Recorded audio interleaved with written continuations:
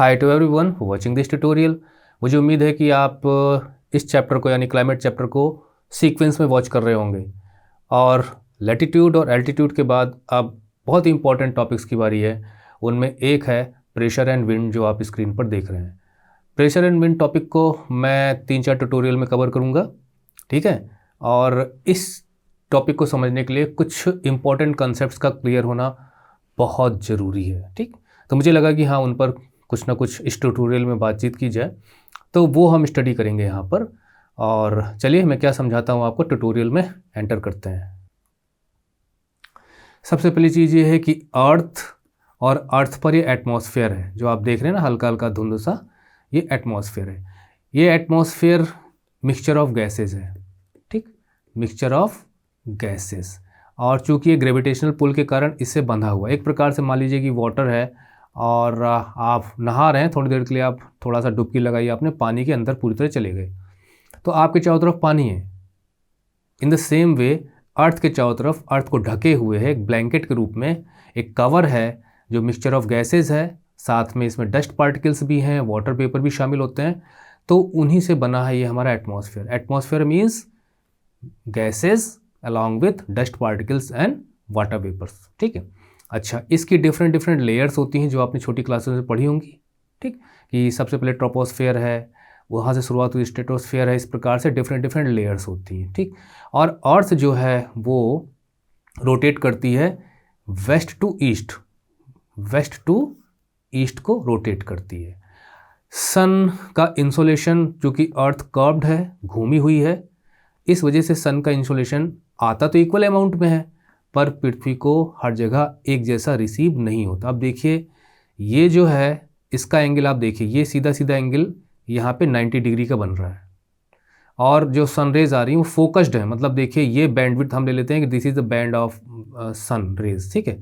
सन की ये बेल्ट है, पट्टी आ रही है यहाँ पर, पूरी तरह फोकस्ड है, जो कि इक्वेटर के आसपास है। यही सन रेज यहाँ पे आ रही हैं, और अगर हम इसका एंगल देखें तो इसका एंगल कैसे बन रहा है, एंगल 90 डिग्री से लो बन रहा है। और यही जो बैंड है सन का, देखिए इसे काफ़ी दूर तक ये रेज कवर कर रही हैं। तो जब सेम अमाउंट ऑफ एनर्जी थोड़ी दूर पे पड़ेगी तो फोकस्ड होगी, इंसोलेशन अच्छा खासा मिलेगा। वही अगर बैंड फैल जाएगा तो निश्चित है कि अगर आप एक रोटी अकेले खाएंगे और एक रोटी 10 लोगों को बांटेंगे तो आपके माथे तो बहुत कम जाएगी। उसी प्रकार से सनरेज डिफ्यूज़ हो जाती हैं, काफ़ी दूर में जाके उन्हें एरिया कवर करना पड़ता है। और पोलर रीजन में हम देखें तो हॉराइजन से ऊपर जल्दी उठती नहीं है। कहने का मतलब ये है कि द सोलर रेडिएशन, कि जैसे जैसे हम इक्वेटर से हायर एल्टीट्यूड्स पे चलते चले जाते हैं, ये इंसोलेशन कम होता है, जिसकी वजह से यहाँ से यहाँ जाते समय, यहाँ से यहाँ जाते समय जो टेम्परेचर है वो लो होता चला जाता है। This is horizontal movement, north south movement जो है लैटिट्यूड्स पर, ये हम हॉरिजॉन्टल मूवमेंट कहते हैं, ठीक है। तो इस प्रकार से सरफेस पर टेम्परेचर हमें कम देखने को मिलता है, वो सब हम लैटिट्यूडनल एक्सटेंट में पढ़ चुके हैं, ठीक। अब यहाँ पर हम उठाते हैं कि मान लीजिए ये सन है, ठीक, और ये किरणें पड़ रही हैं, और ये सरफेस है, कहीं पे ऊंची है कहीं पे नीची है ना। मान लीजिए यहाँ पे वाटर बॉडी है, तो जो सन का इंसोलेशन आता है, तो वो इंसोलेशन अगर हम मान लें कि 100% आता है, तो इसमें से जो इंसोलेशन है वो तो कुछ एटमॉस्फेयर एब्जर्व करेगा। एटमॉस्फेयर का मतलब क्या है, एटमॉस्फेयर में एयर है, एयर मतलब गैसेज हैं, ठीक, और साथ में डस्ट पार्टिकल्स हैं, वाटर वेपर्स हैं, तो ये सब यहाँ पे मौजूद हैं, ये एब्जर्व करते हैं। लेकिन 19 से 20% ही एब्जर्व कर पाते हैं। और उसके बाद सबसे ज़्यादा इंसोलेशन जो एब्जर्व होता है वो अर्थ की सरफेस पर होता है, जिसमें वाटर बॉडी सबसे ज़्यादा करती हैं, ठीक। अर्थ के सरफेस पे पहुंचता है तो ये आप वैसे तो 47 से हम स्टार्ट करते हैं, 46 से 50-51%, मतलब ऐसे ही कुछ आपको डिफरेंट डेटा आपको देखने को मिलेंगे, ठीक। तो अब ये अर्थ की सरफेस भी रिसीव कर रही है इंसोलेशन को और एब्जर्व कर रही है, ठीक है। और वाटर बॉडीज़ में क्या होता है कि इंसोलेशन काफ़ी डीप तक चला जाता है, मतलब इसलिए वाटर बॉडीज़ अच्छा खासा एब्जॉर्प्शन करती हैं इनका, और 19-20% इन्होंने, ये जो हैं इन लोगों ने एब्जर्व कर लिया। इसके बाद ये रिलीज़ करती है, जो भी हीट एब्जर्व हुई है उसको रिलीज़ करना शुरू करती है एटमॉस्फेयर में दोबारा। तो रिलीज़ करते समय ये फिर जो कंपोनेंट्स हैं, वो जो हमारा एटमॉस्फेयर है, एटमॉस्फेयर का जो कंपोजिशन है, उस कंपोजिशन में जो कंपोनेंट्स हैं यानी ये फिर इसको एब्जॉर्ब करना शुरू कर देते हैं। तो अब आप देखिए एक प्रकार से, यानी इन्होंने इंसुलेशन जो ऊपर से आ रहा था तो उसको भी एब्जॉर्ब किया। यहाँ से जब टेरेस्ट्रियल रेडिएशन हम इसे कहते हैं, मतलब ये लॉन्ग वेव में होता है टेरेस्ट्रियल रेडिएशन, इसको भी ये जो एटमॉस्फेयर है वो एब्जॉर्ब करता है, ठीक।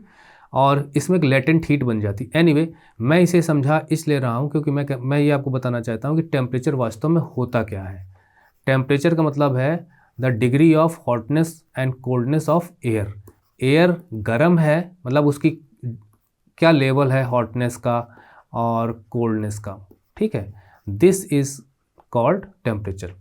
तो इंसोलेशन जो हमें मिलता है उससे टेम्परेचर नहीं बनता। इंसोलेशन को एब्जर्व करने के बाद जब उसे हीट एनर्जी में कन्वर्ट करते हैं, देन इंसोलेशन का जो कन्वर्जन है उसकी वजह से टेम्परेचर बनता है।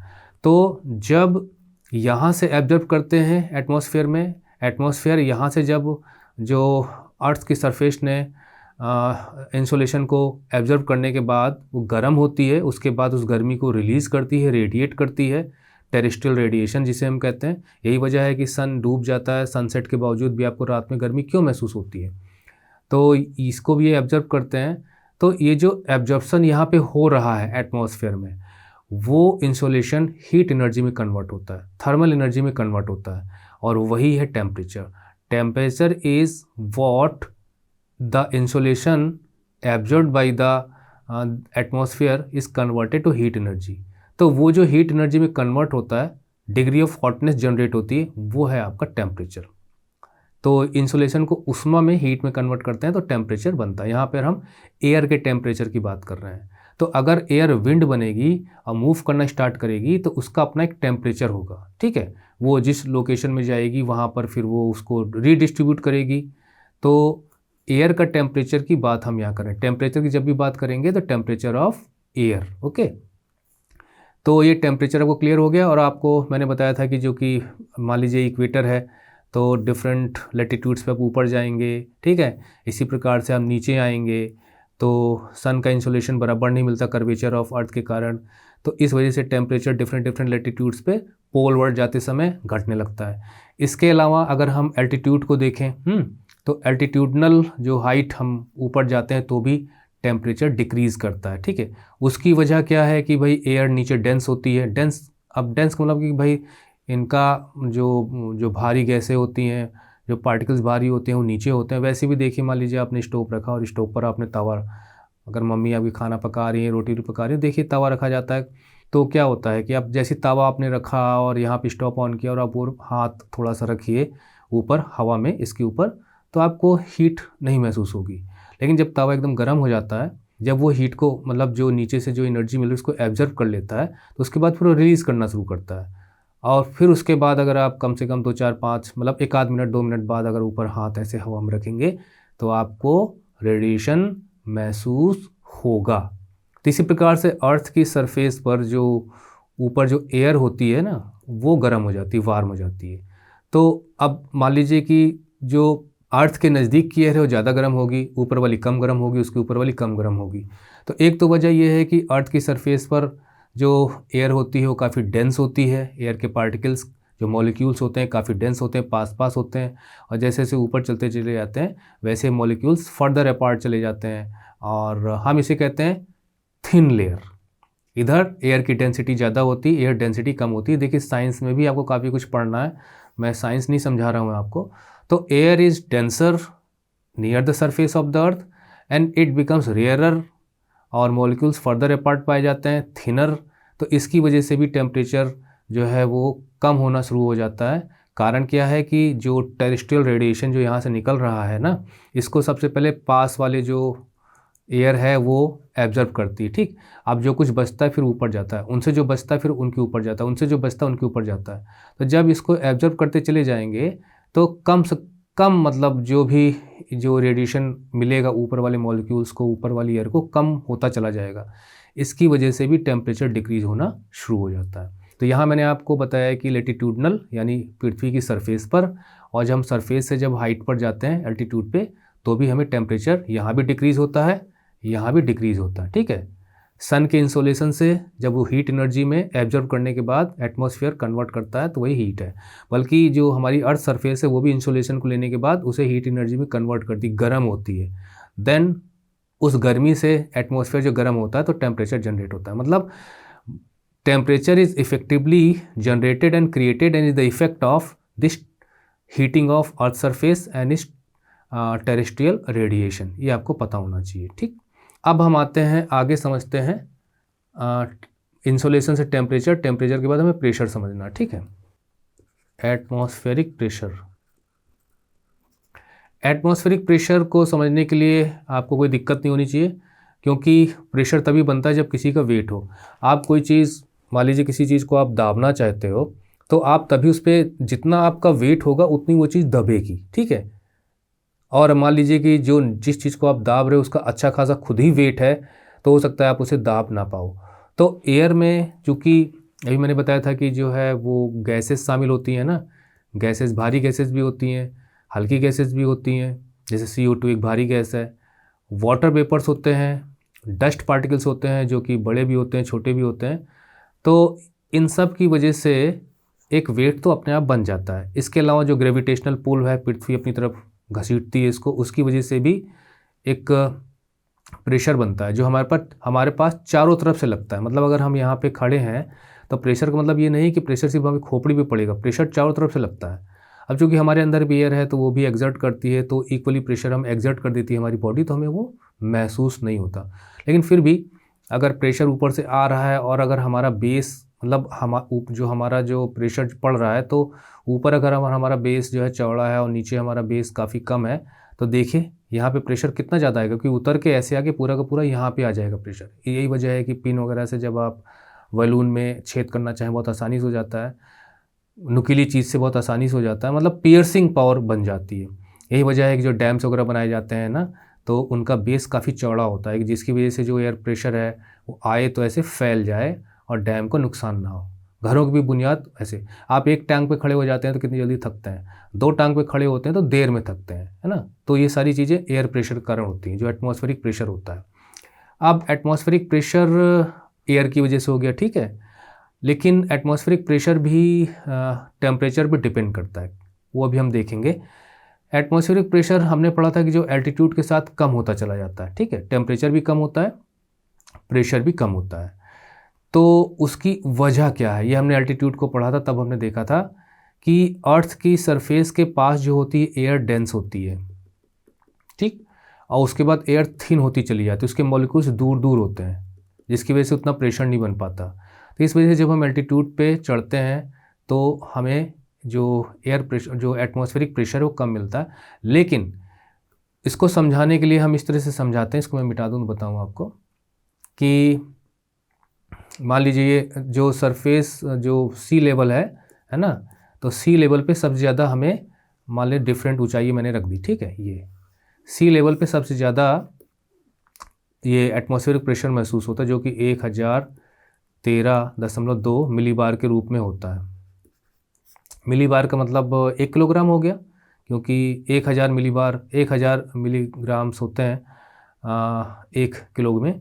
तो मान लेते हैं कि 1 किलो का अब पर सेंटीमीटर स्क्वायर, क्योंकि जो एटमॉस्फेरिक प्रेशर है वो कॉलम में हम उसको समझाते हैं और बताते हैं कॉलम में, और ये पर यूनिट एरिया होता है, मतलब weight of air per unit area on earth surface is called atmospheric pressure. ये इसकी डेफिनेशन होती है छोटी सी।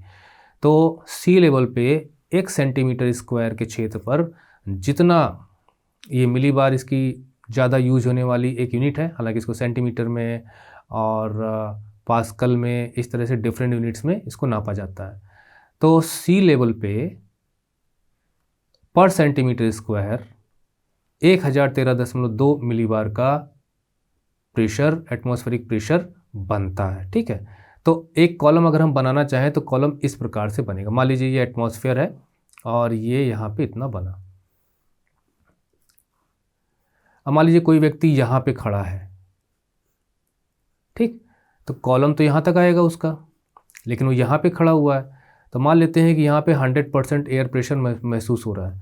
अगर कोई व्यक्ति यहाँ पे खड़ा हुआ है तो अब उसे क्या है कि इतने प्रेशर को तो झेलना नहीं पड़ रहा, उसे बस इतना ही प्रेशर झेलना पड़ रहा है। तो निश्चित है कि जो व्यक्ति यहाँ पे खड़ा होगा, ठीक है, उसकी तुलना में इसे कम एटमॉस्फेरिक प्रेशर मिलेगा। उसी प्रकार से जो व्यक्ति यहाँ पे खड़ा होगा उसको और कम झेलना पड़ेगा एटमॉस्फेरिक प्रेशर। तो जितनी हाइट पे हम होते हैं उतना हमें एटमॉस्फेरिक प्रेशर कम झेलना पड़ता है। इसके अलावा जो मैंने बताया कि अल्टीट्यूड के साथ साथ जो एयर होती है वो थिनर होती चली जाती है, उसकी वजह से भी जब मॉलिक्यूल्स ही कम रहेंगे तो प्रेशर भी कम बनेगा। इसकी वजह से अल्टीट्यूड पे जाते समय देखिए, पहाड़ों पे चढ़ाई करते समय किस प्रकार से ब्लीडिंग्स होना और ब्रीदिंग प्रॉब्लम्स होना, और जो पेन वगैरह है उसकी इंक का लीकेज होना, इस तरह से तमाम, क्योंकि जो हमारे ऊपर जो एक प्रेशर बना हुआ जब रिलीज़ होने लगता है तो बॉडी के अंदर भी जो एयर है, जो लिक्विड है, वो बाहर आने की कोशिश करता है। तो इस प्रकार से जो हमारी बॉडी एक प्रकार से कॉम्पैक्ट दबी हुई थी वो खुलना ओपन करती है। तो ये सारी चीज़ें हम यहाँ पे प्रेशर की वजह से हम देखते हैं। अब प्रेशर और टेम्परेचर में क्या डिफरेंस है वो हमें पता होना चाहिए। तो आइए हम देखते हैं। देखिए, ये सन है और ये पृथ्वी है, ठीक। अब इसका रेडिएशन यहाँ पे पड़ रहा है, यहाँ पे पड़ रहा है, यहाँ पे पड़ रहा है। जहाँ पे इसका रेडिएशन सीधा पड़ेगा, 90 डिग्री का एंगल बन रहा है, निश्चित है कि उसके आसपास इंसोलेशन ज़्यादा मिलेगा, ज़्यादा सरफेस हीट होगी और इसके आसपास की जो हवा है वो ज़्यादा गर्म होगी, ठीक है, यहाँ पे। और वैसे भी जो अर्थ की सरफेस के पास का जो एटमॉस्फेयर होता है, एयर होती है, वो काफ़ी डेंस होती है। एयर तो यहाँ पे भी है, मतलब उतनी एयर यहाँ पे भी है, ऐसी बात नहीं है। तो यहाँ पे एक हाई टेम्परेचर हमें देखने को मिलेगा, HT। इसकी तुलना में यहाँ पे लोअर टेम्परेचर होगा, यहाँ पे लोअर टेम्परेचर होगा, ठीक। अब ये एयर है, तो अब जो एयर है वो गर्म होगी तो ऊपर उठती है। इट इज़ नेचुरल कि जो एयर गर्म होती है तो हल्की होती, एक्सपेंड करती है, ऊपर उठती है। जब एयर ऊपर की तरफ उठेगी तो यहाँ पर स्पेस खाली होगा, एक वैक्यूम क्रिएट होगा, और वैक्यूम रहता नहीं है, एयर हर जगह होनी चाहिए।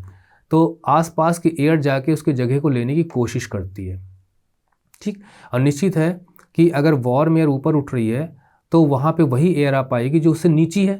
नीची का मतलब उससे उसका टेम्परेचर जहाँ से वो हवा आ रही वहाँ पर कम है, मतलब इसकी तुलना में टेम्परेचर कम है, वहाँ की हवा इसकी अपेक्षा कोल्ड है, ठंडी है, तभी वो यहाँ पे आ पाएगी, ठीक है।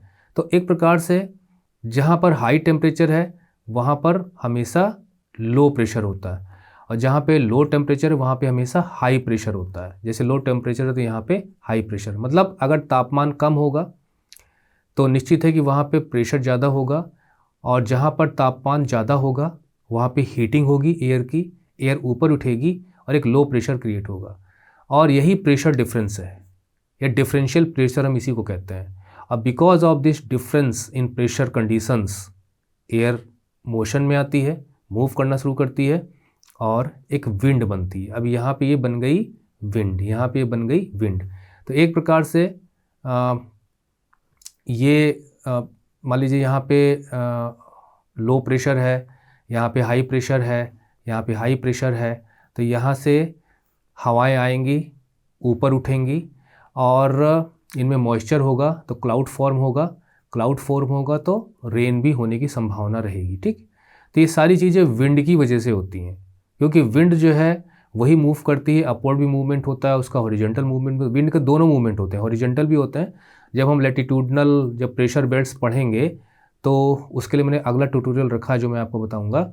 और ये इक्वेटर है तो नॉर्थ साउथ, साउथ से नॉर्थ ऐसे मूव करती है, ठीक। और कोरियलिस फोर्स के कारण, जो कि हम अगले ट्यूटोरियल में डिस्कस करेंगे, ये डिफ्लेक्ट होती हैं, वो सारी चीज़ें हम देखेंगे अगले ट्यूटोरियल में, ठीक है। तो विंड इस प्रकार से भी मूव करती है। इसके अलावा जो हमारा एटमॉस्फेयर है, पृथ्वी को चारों तरफ से घेरे हुआ है ना, वहाँ पे अपर एयर सर्कुलेशन भी जो 10 से 12 किलोमीटर की दूरी पर देखने को मिलता है। तो हवाएं ऊपर भी चलती हैं, सरफेस पे भी चलती हैं, सरफेस विंड्स भी होती हैं, अपर एयर सर्कुलेशन जेट एयर के रूप में, रोजवी वेव्स के रूप में हमें देखने को मिलता है। सब विंड का ही कमाल है। और विंड कैरियर एजेंट है। कैरियर एजेंट का मतलब यह है कि इट रीडिस्ट्रीब्यूट्स। अब पता चला कि यहाँ पे पोलर रीजन है, ठंडा ही ठंडा है, यहाँ पे पोलर रीजन है, ठंडी ठंड है, यहाँ इक्वेटोरियल रीजन में अच्छी खासी गर्मी है। अगर यहाँ पे रीडिस्ट्रीब्यूशन हीट का ना हो, मॉइस्चर का ना हो, तो क्या होगा, जो प्रदेश जैसे हैं वैसे के वैसे रहेंगे और ठंडा बनता चला जाएगा, ये हमेशा गर्म रहेगा और सेम कंडीशन बनी रहेंगी। और जीवन जो हर जगह हम देख लेते हैं, वो संभव नहीं हो पाएगा। लेकिन विंड जो है वो बहती हैं, अपने साथ जो उनकी करेक्टरिस्टिक्स होती है वो साथ लेके जाती हैं। पोलर हवाएं आती हैं, कुछ ठंड करती हैं, यहाँ से हवा जाती है, ठंडी इलाकों को कुछ गर्म करती है। इसी प्रकार से ओशन करंट्स भी हैं। ओशन करंट भी कैरियर एजेंट्स हैं जो हीट को या कोल्डनेस को एक जगह से दूसरी जगह पहुंचाती हैं, है ना। जिस रीजन के आसपास पहुंच जाएंगी ओशन करंट्स, ठंडी हैं तो इस इलाके को ठंडा करेंगी, गर्म है तो इस इलाके को गर्म करेंगी। तो सी ब्रीज और लैंड ब्रीज आपने पढ़ा ही हुआ है, sea breeze and land breeze. Breeze क्या है? हवा। हवा क्या है? पवन। पवन क्या है? विंड। तो एक प्रकार से प्रेशर डिफरेंस के कारण ही विंड जनरेट होती है, और ये विंड जो है मूव करती है पूरे प्लेनेट पे, हमेशा बहती रहती हैं, क्योंकि कुछ परमानेंट विंड्स होती हैं, वो सारे कुछ हम अगले ट्यूटोरियल में पढ़ेंगे। तो और मैं बस थोड़ा सा आपको ये बता दूं कि डिफरेंट प्रेशर बेल्ट्स हमें देखने को मिलती हैं। देखिए ये, ठीक है। इन बेल्ट्स को मैं अगले ट्यूटोरियल में आपको खुद ऐसे खींचकर बताकर बनाऊंगा और बताऊंगा कैसे बेल्ट्स बनती हैं। अब देखिए यहाँ पर ITCZ वगैरह सब हम पढ़ेंगे। अब ये हाई प्रेशर जोन है। 3 लो प्रेशर जोन होते हैं। एक ये वाला, मैं फिर से मिटा दूँ बताऊँ, 3 प्रेशर जोन्स होते हैं लो प्रेशर जोन, एक ये और एक ये, ठीक। और इसी प्रकार से जो हवाएं हाई प्रेशर से लो प्रेशर की तरफ जाती हैं, 7 बेल्ट्स हैं, ठीक है। 1 2 3, अब बची 4। बाकी जो 4 है वो हाई प्रेशर बेल्ट्स हो जाएंगी। तो हाई प्रेशर से लो प्रेशर की तरफ, ठीक है, हाई प्रेशर से लो प्रेशर की तरफ, हाई प्रेशर से लो प्रेशर की तरफ, हाई प्रेशर से लो प्रेशर की तरफ, इस तरह से हवाएं हाई प्रेशर से लो प्रेशर की तरफ, हाई प्रेशर से लो प्रेशर की तरफ, इस तरह से हवाएं हमेशा जो प्लेनेटरी विंड्स हैं वो चलती ही रहती हैं ऊपर। मतलब इस तरह नहीं चलती, क्योंकि हम देखिए 3D में तो आपको दिखा नहीं सकते किस प्रकार से हवाएं जो हैं, हवाएं वास्तव में ऊपर उठ के ऐसे और ऐसे आती जाती हैं। मतलब मान लीजिए कि ये है तो लैटिट्यूड्स उठ रही हैं तो ऐसे जा रही हैं, ऐसे आ रही हैं, ऐसे पूरा इनका सर्किल चलता रहता है। तो वो सब कुछ हम पढ़ेंगे अगले ट्यूटोरियल में। और इंडिया जो है वो नॉर्थ ईस्ट ट्रेड विंड्स के उसमें आता है, तो इंडिया इस क्षेत्र में पड़ेगा, नॉर्थ ईस्ट ट्रेड विंड्स, है ना। वो सब कुछ हम बताएंगे आपको कि अगर ये नॉर्थ है, साउथ है, ये ईस्ट है, वेस्ट है, तो हवाएं जो हैं, जब भी हम हवाओं का डायरेक्शन बताएंगे तो नॉर्थ साउथ को पहले यूज करेंगे। तो मान लीजिए हवाएं नॉर्थ से आ रही तो north wind, east wind, west wind, south wind. लेकिन जनरली हवा नॉर्थ और ईस्ट के बीच में है तो हम उसे नॉर्थ लगाएंगे, तब ईस्ट लिखेंगे, ईस्ट नॉर्थ नहीं लिखेंगे। इसी प्रकार से इन दोनों के बीच में है तो साउथ वेस्ट बन जाएगा। मतलब हमें NS को साथ लगाना है। तो यहाँ से हवाएं आ रही हैं तो ये दिशा ईस्ट की है, ये वेस्ट की है, ठीक है। और चूँकि टेढ़ी आ रही हैं तो हम ये कह देंगे कि नॉर्थ ईस्ट, मतलब ये नदर्न हेमिस्फीयर में है, नदर्न हेमिस्फीयर के ईस्ट डायरेक्शन से आ रही हैं।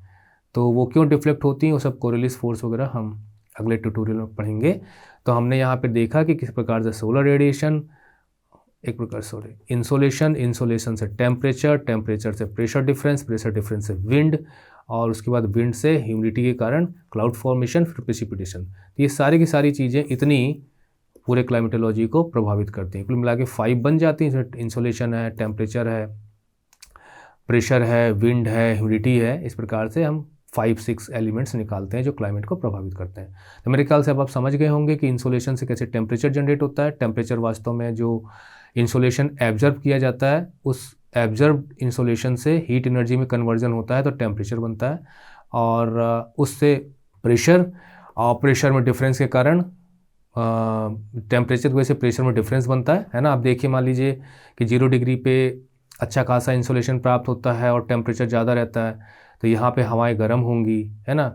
अब इससे कम इंसोलेशन यहाँ मिलता है तो निश्चित है कि यहाँ पे टेम्परेचर उतना हाई नहीं होगा जितना यहाँ पे होता है। तो आप देखिए यहाँ पे टेम्परेचर डिफरेंस, यहाँ पे टेम्परेचर डिफरेंस देखने की वजह से दोनों में प्रेशर कंडीशंस भी डिफरेंट हो जाएंगी। अब जो रीज़न जिस बेल्ट में पड़ेगा, जैसे 7 मैंने बताया कि प्रेशर बेल्ट्स यहाँ पे हैं, तो जिन बेल्ट्स में पड़ेगा, जिन बेल्ट्स के बीच में पड़ेगा, निश्चित है कि वहाँ की प्रेशर कंडीशन की वजह से वहाँ पे उस तरह की हवाएं पड़ेंगी, चलेंगी, और उस हिसाब से वहाँ का क्लाइमेट देखने को मिलेगा। तो टेम्परेचर का, प्रेशर का और विंड का आपस में काफ़ी ज़्यादा इंटर रिलेटेड इंटरेक्शन हमें देखने को मिलता है और पूरे क्लाइमेट को प्रभावित करते हैं। तो अगला ट्यूटोरियल हमारा रहेगा कि हम प्रेशर बेल्ट्स ये कैसे ये बनी है उनको सीखेंगे, और वहीं पे हम देखेंगे कि भारत जो है वो जो पोर्शन यहाँ लिखा गया है उसको समझने की कोशिश करेंगे। ठीक है, तो ये ट्यूटोरियल जारी रहेगा और ये हम अगले ट्यूटोरियल में भी कन्वर्ट करेंगे, उसके बाद हम कवर करेंगे। इसके बाद फिर हम ये पढ़ेंगे, फिर वेस्टर्न साइक्लोनिक डिस्टर्बेंस वगैरह पढ़ेंगे और वहीं पे जाके हम आपको ये पूरा का पूरा पोर्शन समझाएंगे और मैप में बताएंगे। तो अगले ट्यूटोरियल में हम प्रेशर बेल्ट्स को स्टडी करेंगे। तब तक के लिए ओके, टाटा, बाय बाय।